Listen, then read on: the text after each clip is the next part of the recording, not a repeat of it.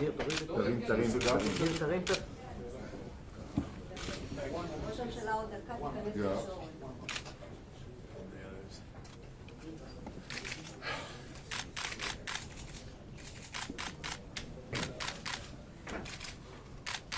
I want to thank Prime Minister Netanyahu for, first of all, his extraordinary hospitality yet again.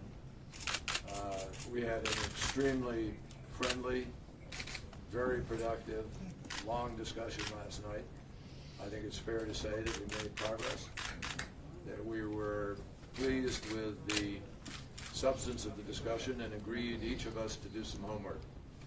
And we're going to do our homework over the course of the next weeks. And today we're going to continue some of that discussion with a view to seeing how we can really pull all of the pieces together and make some progress here. And I want to thank the Prime Minister for his good faith efforts here. It's been serious, it's been focused, and I would characterize it as very productive. Thank you, John. It's good to see you again in Jerusalem and to work at our common goal for peace. I'm determined to not only to resume the peace process with the Palestinians, but to make a serious effort to end this conflict once and for all. This has economic components, and we welcome any initiatives that you and others will bring forward in this regard. But it also has a political component, political discussions that will address a myriad of issues, foremost in our minds the questions of recognition and security. This is a real effort, and we look forward to advance in this effort with you. We've been talking about several other issues, and I'll only mention two.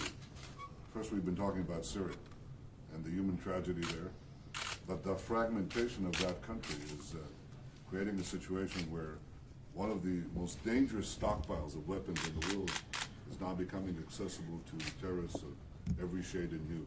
This is of great concern for both of us, for both the United States and Israel, and we are talking about addressing this problem specifically. And last, and certainly not least, we've been talking about Iran. I think everybody understands that Iran has been running out the clock, has been using the talks to continue to advance its nuclear program. We've just heard by Iranian state television about a new production facility for nuclear material and two new extraction sites.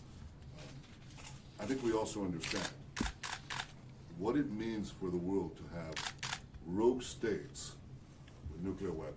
Iran cannot be allowed to cross into that world. It cannot be allowed to continue its program, its nuclear weapons program, and we must not allow it to continue to do so in defiance of the entire international community. These are the three most obvious subjects we've been talking about. You may not believe it, but we've actually talked about a few others as well. And it's good to see you again. Thank you very much. If I could just add very quickly one thing.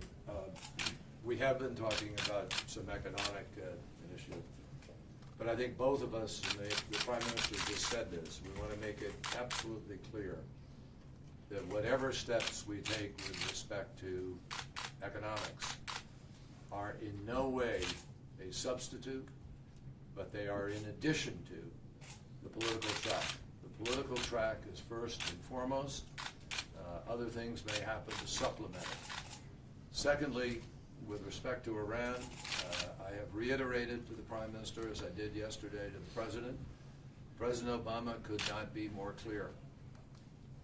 Iran cannot have and will not have a nuclear weapon.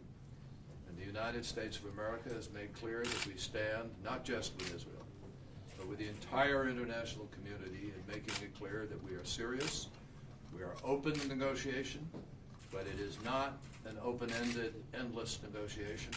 It cannot be used as an excuse for other efforts to try to break out with respect to a nuclear weapon. And we are well aware and coordinating very, very closely with respect to all of our assessments regarding that. But President Obama doesn't bluff. He's made that very clear to me.